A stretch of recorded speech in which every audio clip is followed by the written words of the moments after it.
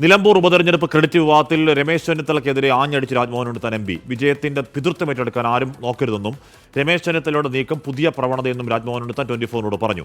KPC പ്രസിഡന്റും പ്രതിപക്ഷ നേതാവിനും വിജയത്തിൽ നിർണായക പങ്കെന്ന് രാജ്മോഹൻ ഉണ്ണിത്താൻ പറയുന്നു. ഈ നിലമ്പൂർ വിജയത്തിൻ്റെ ക്രെഡിറ്റ് ആരും അങ്ങനെ ഒറ്റയ്ക്ക് അടിച്ചെടുക്കാൻ ശ്രമിച്ചില്ലല്ലോ. സതീശൻ്റെ പ്രസ്താവന എല്ലാം നമ്മൾ ശ്രദ്ധിച്ചില്ലേ. അതുകൊണ്ട് അനാവശ്യമായൊരു വിവാദത്തിന് ആരും മുതിരാൻ പാടില്ല.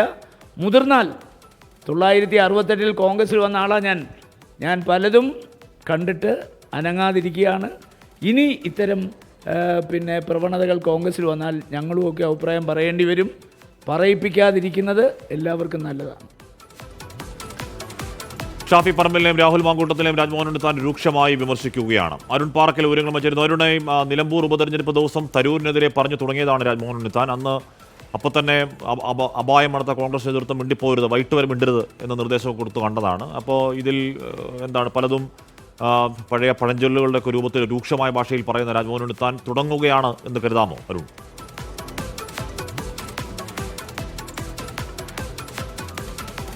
ഹഷ്മി, അങ്ങനെ തന്നെ വേണം കരുതാൻ. നിലമ്പൂർ ഉപതെരഞ്ഞെടുപ്പുമായി ബന്ധപ്പെട്ട് ഇപ്പോൾ കോൺഗ്രസിനുള്ളിൽ വലിയ പൊട്ടിത്തെറികൾക്ക് തുടക്കമായിരിക്കുന്നു. അതിൻ്റെ ക്രെഡിറ്റ് അത് VD സതീശൻ ഏകപക്ഷീയമായി കൊണ്ടുപോവുകയാണെന്നാണ് രമേശ് ചെന്നിത്തലയുടെ ഒരു വാദം.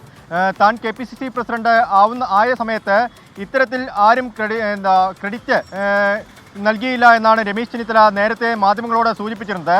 അതിനെതിരെയാണ് ഇപ്പോൾ രാജ്മോഹൻ ഉണ്ണിത്താൻ വന്നിരിക്കുന്നത്. രാജ്മോഹൻ ഉണ്ണിത്താൻ പറയുന്നത് രമേശ് ചെന്നിത്തലയും മുല്ലപ്പള്ളിയും അതുപോലെ തന്നെ രമേശ് ചെന്നിത്തലയും ഉമ്മൻചാണ്ടിയും ഒക്കെ ആയിരുന്ന കാലത്ത് അവർക്ക് തന്നെയായിരുന്നു ക്രെഡിറ്റ്. അന്ന് ക്രെഡിറ്റ് തട്ടിയെടുക്കാൻ ആരും ശ്രമിച്ചില്ല എന്ന് രാജ്മോഹൻ ഉണ്ണിത്താൻ വ്യക്തമായി തന്നെ പറയുന്നുണ്ട്.